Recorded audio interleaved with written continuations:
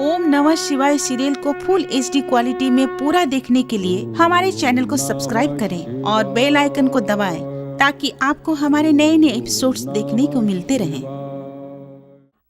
मैं ओंकार हूं। आकाश में वायु, धरती में रस और सागर में जल है। सूर्य में तेज, चंद्रमा में शीतलता और नक्षत्रों में चमक है, किंतु मैं इन सभी में ना दिखाई देने वाला इनका मूल सार हूं। मैं ओंकार हूं। इधर देवगण चिंतित हैं कि द्रोणगिरी कहां गया। उधर वृंदा अपने पति जलंधर की आरती उतारती है। उसी समय दैत्य गुरु शुक्राचार्य वहां आते हैं, किंतु जलंधर उनका अपमान करता है। सभी चकित रह जाते हैं। चिंतित देवगण रक्षा के लिए श्री विष्णु के पास आते हैं, तो वे सभी को रक्षा का आश्वासन देते हैं और लक्ष्मी को वचन भी कि वे जलंधर पर सुदर्शन चक्र नहीं चलाएंगे।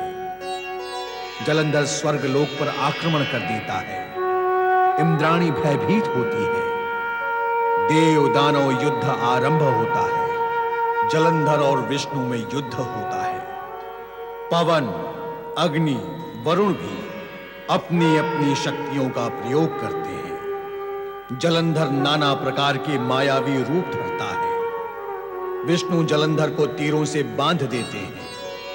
तभी नारद वहां आकर जलंधर को बताते हैं कि विष्णु उसके बहनोई है। जलंधर बहन बहनोई को अपने भवन में लाता है। इससे इंद्र चिंतित होते हैं और राहु भी। राहु सूचित करने शुक्राचार्य के पास आता है कि जलंधर माता लक्ष्मी व हरि विष्णु को अतिथि बनाकर अपने भवन में ले गया है। तत्पश्चात राहु की भेंट नारद जी से होती है। राहु, छोटा सा तो शरीर है तुम्हारा, यूं कहो कि आधे से भी आधा। उसे भी तुमने पत्थर की भांति कठोर बना रखा है। भला क्यों? नारद, तुम वीणा अवश्य बजाते हो, किंतु तुम्हारी वाणी में विष है।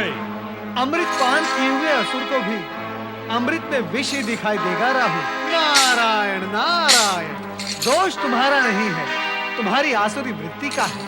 तुम्हारी दिव्य वृत्ति भी कुछ बड़ा काम नहीं कर पाएगी नारद। नारायण नारायण। राहु, आसुरी शक्तियां दिव्य शक्तियों के मार्ग में बाधक अवश्य होती हैं, किंतु उन्हें परिणाम तथा अपने दिव्य लक्ष्य तक पहुंचने से रोक नहीं सकती, क्योंकि उनमें वो सामर्थ्य होता ही नहीं। नारायण नारायण। देख लो, तुम्हारे दैत्यराज जलंधर स्वर्ग से वंचित रह गए। अरे इतना ही नहीं राहु, वो अपनी बहन और बहनोई माता लक्ष्मी तथा श्री हरि विष्णु को अपने साथ अपने भवन में ले गए हैं। नारायण नारायण।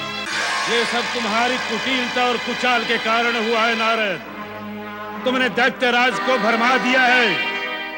मैं जाकर उन्हें सचेत करूंगा। दैत्य और असुरों में यदि सचेत होने की बुद्धि और समझ होती तो स्वर्ग आकाश में नहीं धरती पर होता। और फिर दैत्यराज के लिए सचेत होने की अपेक्षा अचेत होने की संभावना अधिक है। नारायण नारायण। और फिर सचेत करने के लिए दैत्य गुरु शुक्राचार्य जो है, किंतु गुरु शुक्राचार्य से पूर्व वहां पहुंचकर दैत्यराज का गुरु बनने का यदि तुमने प्रयत्न किया तो पान किया हुआ अमृत भी संभवतः कार्य ना करे। नारायण नारायण। और तुम्हारी दुर्गति में कहीं और अधिक वृद्धि न हो जाए। सावधान, इस बचे हुए मस्तिष्क को बचाना।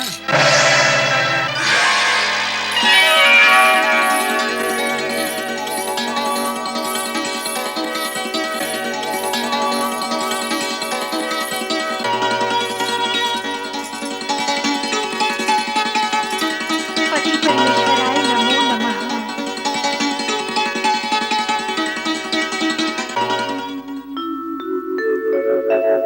सशंख चक्रम सकिरीटी कुंडलम सपीतवस्त्रम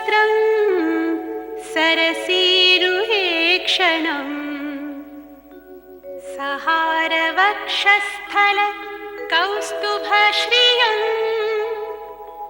नमामि विष्णुं शिरसा चतुर्भुजम् लक्ष्मी लज्जे महाविद्ये श्रद्धे पुष्टि स्वधे ध्रुवे महारात्रि महामाये नारायणी नमोस्तुते नारायणी नमोस्तुते। राजभवन में आप दोनों का स्वागत है। पधारें।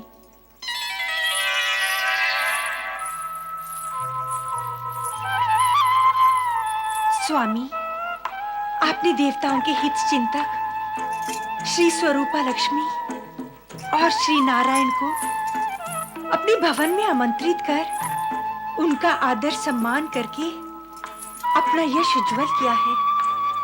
आपने देव असुर शत्रुता की अनुचित परंपरा को तोड़कर जगत में एक नया कीर्तिमान स्थापित किया है। सत्य कहती हो वृंदा। जगत की जितनी भी यात्राएं हैं उनका अंत सुखद ही होता है, किंतु शत्रुता की यात्रा का अंत शीघ्र नहीं होता, और होता भी है तो दुखद ही होता है। मेरे भ्राता जलंधर ने इस दुखद यात्रा को बीच में ही समाप्त कर एक महान कार्य किया है। यदि महाबली जलंधर की भांति जगत के अन्य प्राणी भी इस सत्य को मानने की उज्जवल यश और महानता शत्रुता से नहीं वरन मित्रता से प्राप्त होती है। हाँ जगदीश्वर, शत्रुता से संपूर्ण वातावरण दूषित हो जाता है।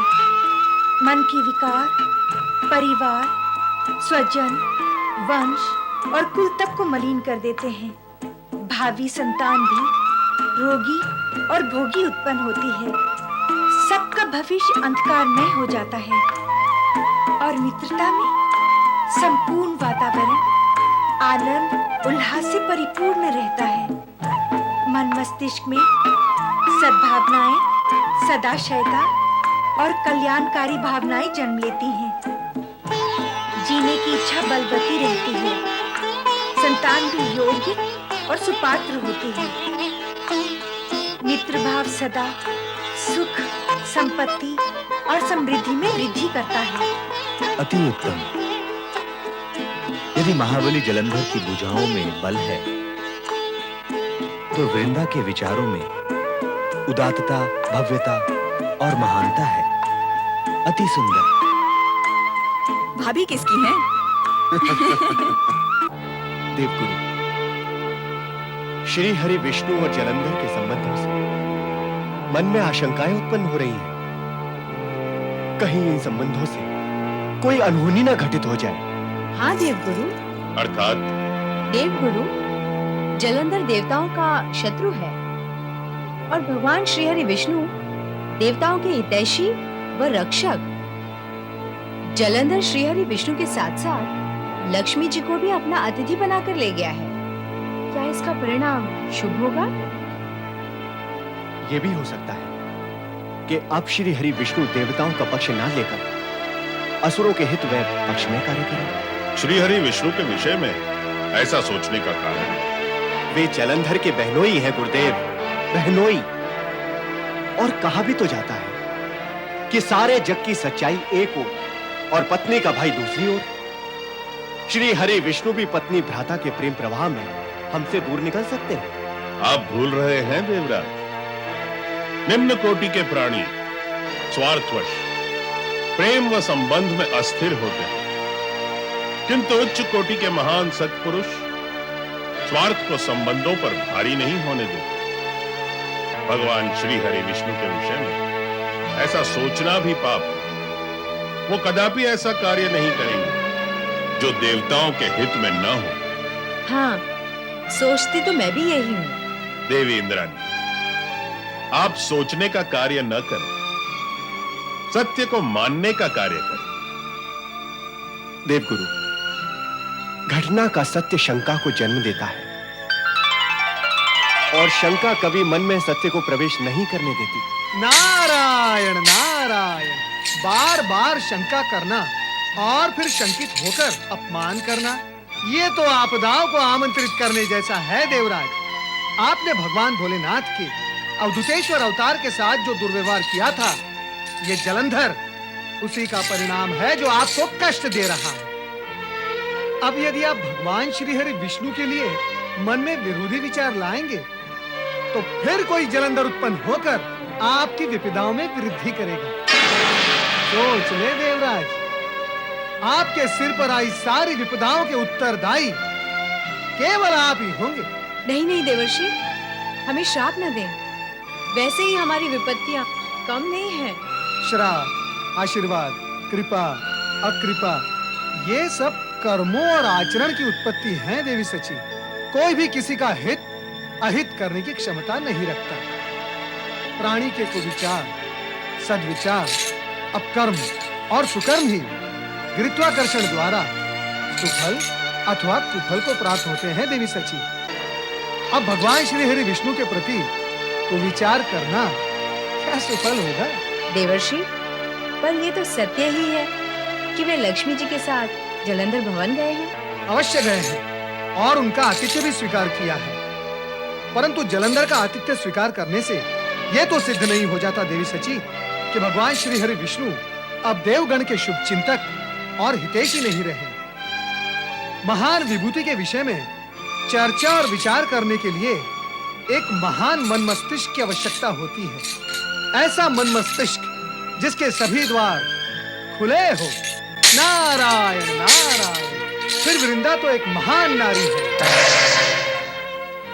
देवी शची, ऐसा प्रतीत होता है कि हमारे स्वयं के संबंधों की कटुता का कारण वृंदा ही है। वृंदा की महानता, वृंदा की उदारता और उसके त्याग की भावना कहीं हम देवताओं की बलि का कारण ना बन जाए।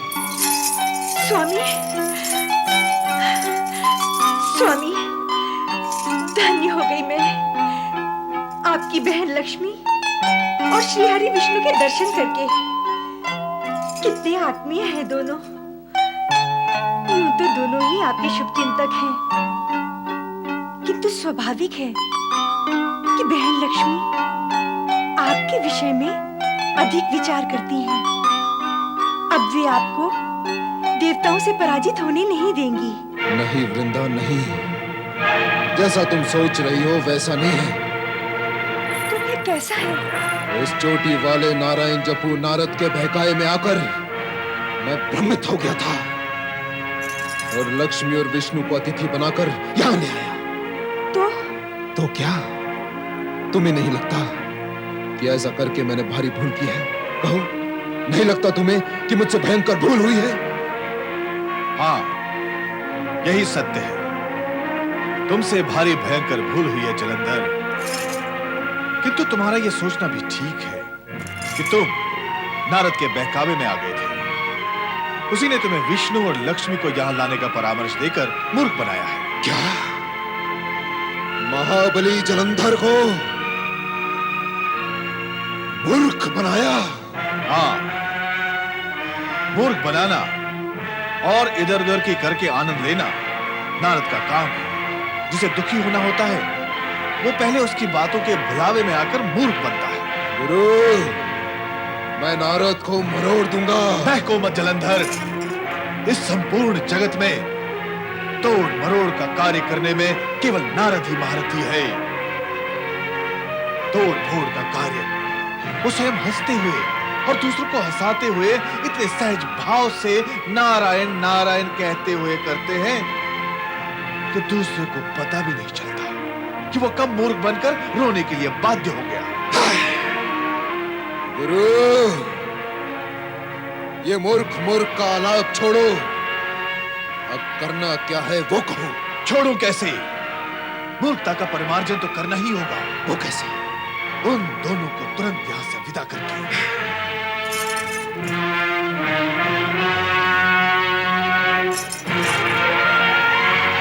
हाँ महाबली जलंधर, ये हमारा आदेश है। तुम उन दोनों को तुरंत यहां से विदा करो। यदि तुमने ऐसा नहीं किया तो तुम्हारा तो अमंगल होगा ही। हम भी तुम्हारे मंगल के लिए कोई कामना अथवा सहायता नहीं करेंगे। देवी लक्ष्मी, अब यहाँ अधिक समय तक ठहरना उचित नहीं है। क्यों? क्यों उचित नहीं होगा स्वामी? क्या तुमने गुरु शुक्राचार्य का आदेश नहीं सुना? यह आवश्यक भी तो नहीं कि मेरा भ्राता जलंधर गुरु शुक्राचार्य के आदेश को मानेगा ही। सुना तुमने? गुरु शुक्राचार्य ने आदेश दिया है कि लक्ष्मी और विष्णु को यहाँ से विदा कर दिया जाए। नहीं स्वामी नहीं, ये अनुचित होगा। गुरु के आदेश को न मानना क्या उचित होगा वृंदा? स्वामी, उचित और अनुचित का प्रश्न तो हर स्थान और कर्म के सामने खड़ा है। अर्थात? स्वामी, आप स्वयं अपनी इच्छा से आदर पूर्वक उन दोनों को यहाँ लेकर आए हैं। अब निरादर से उन दोनों को यहाँ से जाने के लिए कहना क्या उचित होगा? शत्रु के विषय में इतना सब विचार करने की मुझे आवश्यकता नहीं है। स्वामी, उनके शत्रु होने का ज्ञान आपको पहले से था, तो आप उन्हें यहाँ लेकर ही क्यों आए? आप ये क्यों बोलते हैं कि लक्ष्मी जी आपकी बहन है और श्री हरि विष्णु उनके पति? निर्णय आपको करना है कि आप उन्हें पहले शत्रु मानते हैं या संबंधी।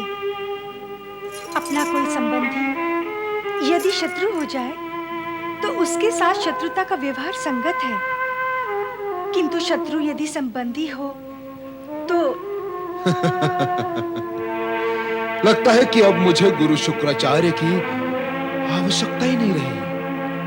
तुम जो गुरु बनकर प्रवचन करने लगी हो, किंतु वृंदा, तुम्हारे प्रवचन का मुझ पर तनिक भी प्रभाव नहीं होगा। मैं इसी समय जाकर लक्ष्मी और विष्णु को विदा करके आता हूँ। स्वामी, मैं आपसे प्रार्थना करती हूँ, आप अतिथियों का अपमान न करें। अतिथियों का अपमान न करें स्वामी। अतिथियों का अपमान नहीं होगा तो मेरा अफसान होगा। सुना नहीं गुरुवर ने क्या कहा था? स्वामी, मैं ऐसा उपाय करूंगी जिससे ना आपका अवसान होगा और न ही अतिथियों का अपमान। आप निश्चिंत रहें, किसी का हित हुए बिना मैं वो सब कर दूंगी जो आप चाहते हैं। सोच लो वृंदा, यदि तुमने शीघ्र ही वो नहीं किया जो मेरी इच्छा है, तो फिर मैं वो कर दूंगा जो तुम्हारी इच्छा नहीं है। मैं दोनों को धकेल कर बाहर कर दूंगा। नहीं, ऐसा अवसर नहीं आएगा। ऐसा अवसर नहीं आएगा तो फिर वैसा अवसर भी नहीं आएगा।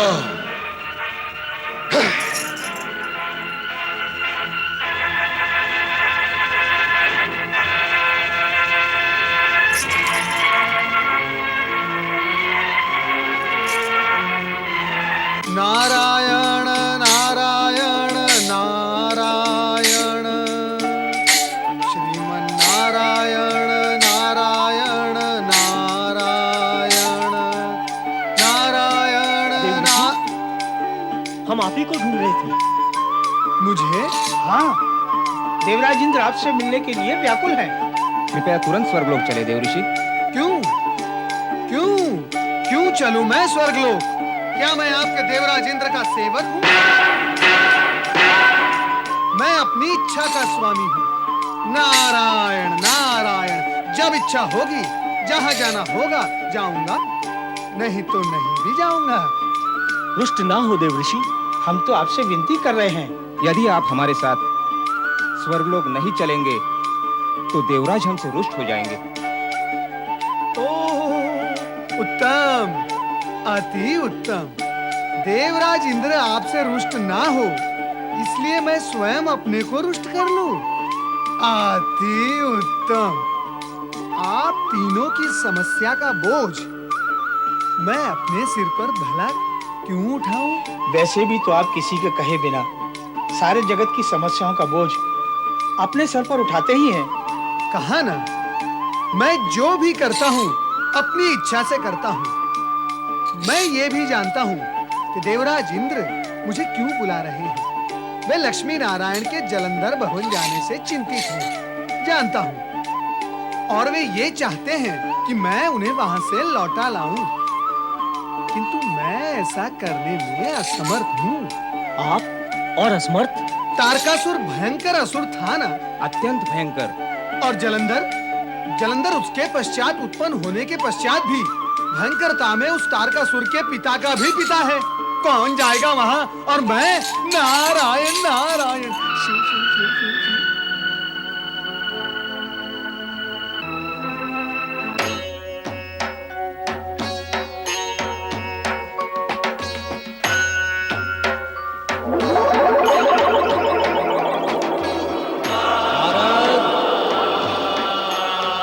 नारायण नारायण नारायण भगवान नारायण नारायण नारायण। नारद, भोलेनाथ, आज्ञा करे भोलेनाथ। जगत में असुर राज जलंधर की उपस्थिति जगत के लिए हितकर नहीं है। इसीलिए उसके विनाश के लिए शक्ति स्वरूपिणी पार्वती के क्रोध को तुम्हें जगाना होगा, जागृत करना होगा। यह कार्य करने में केवल तुम ही समर्थ वे योग्य हो। इसीलिए जलंधर के पास जाकर अपनी चतुराई का उपयोग करो। चतुराई का उपयोग?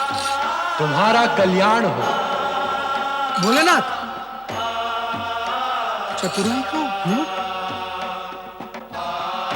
लक्ष्मी नारायण नारायण नारायण।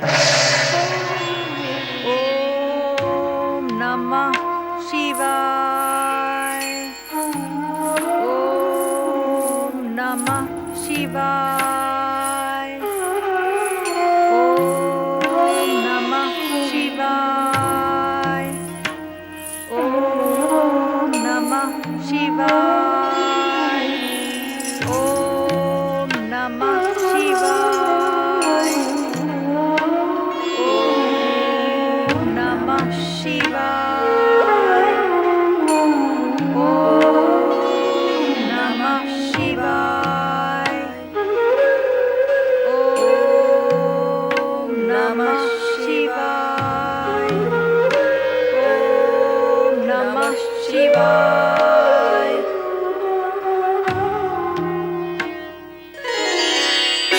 देवी, आपका यह आगमन शिव कृपा का ही परिणाम है।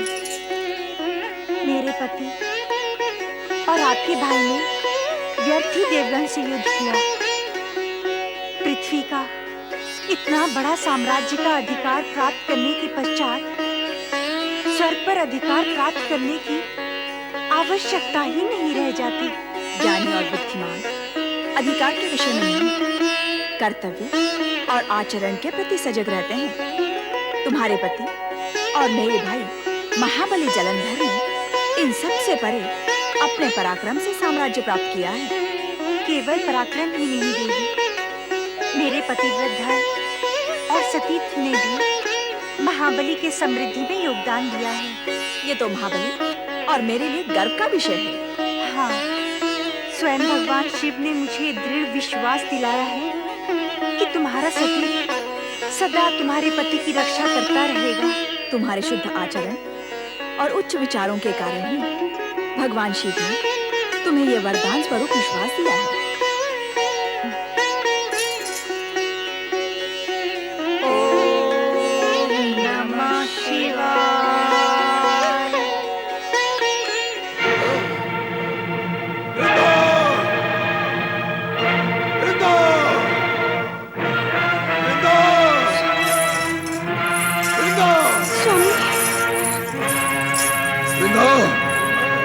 तुमने हमारी आज्ञा और अपने वचन का पालन नहीं किया।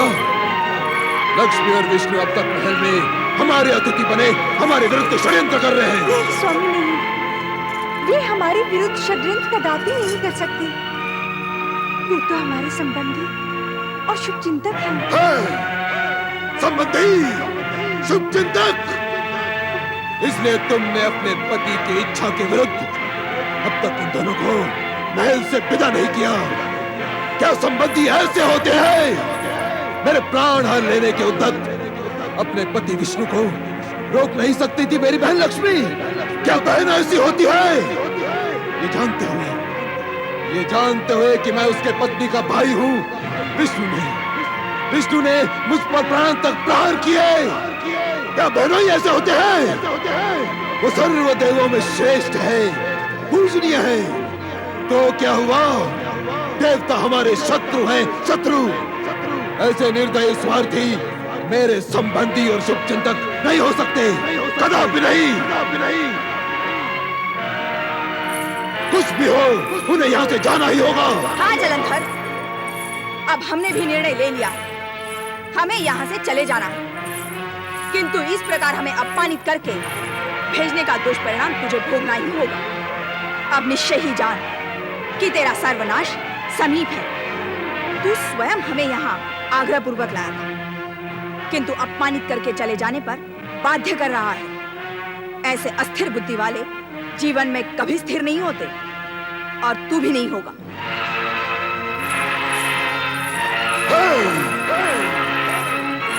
अब यहाँ से चलें स्वामी। जैसी तुम्हारी इच्छा। अतिथि अपमान महापाप है स्वामी। अतिथियों का अपमान करके आप महापाप की भागी हो गए हैं। अब इसके दुष्परिणाम से आपकी रक्षा कौन करेगा? महारानी वृंदा, बलवान और पराक्रमी कभी कोई दुष्परिणाम नहीं भोगता और अपनी रक्षा करने के लिए स्वयं समर्थ रहता है। गुरुवर, जगत का कोई भी बलवान और पराक्रमी प्रकृति के नियम और विधि के विधान से अधिक बलवान नहीं होता। नीति विरुद्ध कार्य करने पर परिणाम की छत के नीचे सभी को आना पड़ता है। वृंदा, विधि के इस विधान को तुम अपने आंचल से बांध के रखो, कहीं ये उड़ न जाए। आज मैं बहुत प्रसन्न हूँ महाबली जलंधर, बहुत प्रसन्न हूँ। तुमने दांत के नीचे आया कंकड़ निकालकर फेंक दिया। अब तुम स्वर्ग पर आक्रमण करने की तैयारी करो महाबली। स्वामी, स्वर्ग पर आक्रमण करना अनिष्टकारी होगा। आप अपनी बुद्धि और विवेक से काम करें। अपनी बुद्धि से अथवा तुम्हारी बुद्धि से? वृंदा, तुम्हारे लिए उचित यही होगा कि तुम अपनी सीमा में रहो। हे भोलेनाथ, पति की आज्ञा मानूं अथवा अतिथियों का सम्मान करूं? नारायण नारायण, भगवान भोलेनाथ ने मुझे कैसे कार्य पर नियुक्त कर दिया है? माता पार्वती के मन में क्रोधाग्नि जगानी होगी, वो भी चतुराई से। कैसे होगी और कौन सी चतुराई से? माता पार्वती की क्रोधाग्नि उत्पन्न होकर कहीं मुझे और मेरी चतुराई को लील गई तो? नहीं, मैं अपनी चतुराई का प्रयोग अपनी से कम चतुर प्राणियों पर करता हूं, अधिक चतुर प्राणियों पर नहीं। परंतु भगवान भोलेनाथ मुझे ऐसा कोई कार्य सौंपेंगे नहीं जिसमें मेरा अहित हो।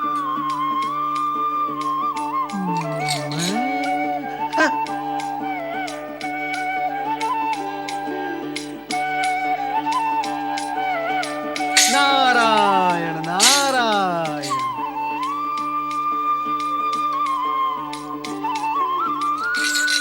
जय जय लक्ष्मी नारायण।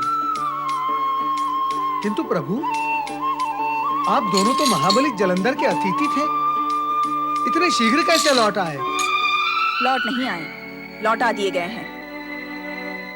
बहन के घर से भाई लौटता है, किंतु भाई के घर से बहन लौटाई गई, ये सुनकर दुख हुआ। अर्थात तामसिकता विकसित हो रही है। हाँ नारद, ऐसा ही है। जलंधर ने हम दोनों का घोर अपमान किया है, उसका सर्वनाश निश्चित है। हाँ माता, पूज्य, आदरणीय और सत्पुरुषों का अपमान करने वाला मृत्यु से पूर्व मृत्यु द्वारा ही अपमानित होता है, और इतना अपमानित होता है कि मृत्यु से पूर्व उसकी मृत्यु भी हो जाती है। सर्वनाश हो जाता है उसका। माता, आप ही के उद्गार मैं अपने शब्दों में प्रकट कर रहा हूं। वैसे आप दोनों को यहां देखकर मैं अति प्रसन्न हूं, कारण कि आपके दर्शन से मेरी समस्या का समाधान हो गया। वो कैसे नारद? वो ऐसे भगवान भोलेनाथ ने मुझे एक कार्य पूर्ण करने का आदेश दिया है। आप दोनों के दर्शन से पूर्व मैं द्विधा में था कि वो कार्य पूर्ण होगा कैसे, परंतु आप दोनों के दर्शन के पश्चात द्विधा मिट गई। अर्थात अब वो कार्य मैं निश्चित होकर पूर्ण कर सकूंगा। और अब मुझे भगवान भोलेनाथ के आदेश का अर्थ भी समझ में आ गया है श्री हरि। कैसा आदेश? कैसा कार्य? कौन सी द्विविधा? कुछ तो स्पष्ट कहो नारद। माता, इस जगत में मन और वाणी स्पष्ट रहें और शेष सभी कुछ अस्पष्ट रहे, तो भी जगत के सभी प्राणी सुखी हो जाएंगे। नारद, तुमने फिर से शब्दों का भ्रमजाल बुनना आरंभ कर दिया। मैं तुमसे पूछ क्या रही हूँ और तुम उत्तर क्या दे रहे हो? माता, आपके प्रश्नों के उत्तर देने का सामर्थ्य मुझ में नहीं है। ये कार्य श्री हरि विष्णु कर सकते हैं। नारायण नारायण। नारद कुछ बताए बिना ही अदृश्य हो गए। वैकुंठ चलो, वहां तुम्हें सब कुछ ज्ञात हो जाएगा। महाबली जलंधर की जय! महाबली जलंधर की जय! महाबली जलंधर की जय! असुर अधिनायक महाबली जलंधर की जय! सम्राटों के सम्राट महाबली जलंधर की जय! सेनापति, आज्ञा करे महाबली। सेना तैयार करो, हम तुरंत स्वर्ग पर आक्रमण करेंगे।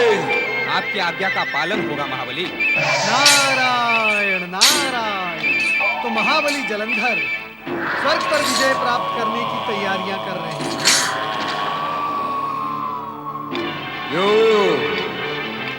क्या हम स्वर्ग विजय नहीं कर सकते?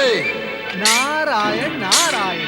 महाबली, आपका प्रश्न तो अत्यंत सरल है, किंतु मेरा प्रश्न आश्चर्य में डूबा हुआ है कि अब तक आपने स्वर्ग पर विजय की क्यों नहीं? गुरु ने आज्ञा ही विलंब से दी नारद। गुरु? ये गुरु कौन है? तुम हमारे गुरु को नहीं जानते? गुरु शुक्राचार्य। आहा, गुरु शुक्राचार्य।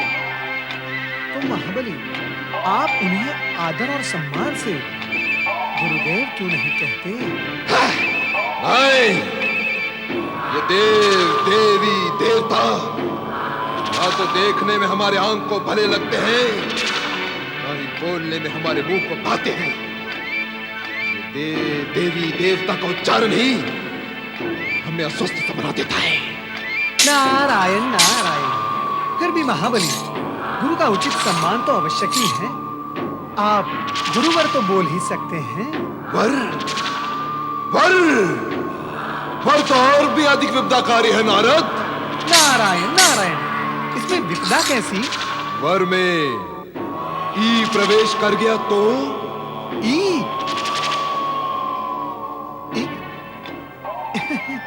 ये ई क्या हुआ महाबली? वही मानव और देवताओं वाला ई, जो ईश्वर कहलाता है। शव में यदि ये ई प्रवेश कर जाए तो शिव बन जाता है। वर में घुसकर वीर बन गया तो? गुरु वर से वीर बन जाएंगे, और एक स्थान पर दो वीर कैसे रह सकते हैं? हाँ? वीर जलंधर तो गुरुवीर शुक्राचार्य को अपने मार्ग से हटा ही देगा। हाँ नारद, अकारण ही गुरु के प्राण मेरे हाथों से जाएं, उसे तो उचित नहीं होगा ना कि मैं केवल गुरु कहकर काम चलाऊं। उत्तम, अति उत्तम, सर्वोत्तम। महाबली जलंधर, आप केवल महाबली ही नहीं, महाज्ञानी भी है। धरती आपको पाकर धन्य हो गई है। हाँ, स्वर्ग और आकाश भी हमें पाकर धन्य हो जाए, धन्य हो जाए, धन्य हो जाए, धन्य हो जाए, धन्य हो जाए। ओम नमः शिवाय। ओम नमः शिवाय। ओम नमः शिवाय। ओम नमः शिवाय। ओम नमः शिवाय।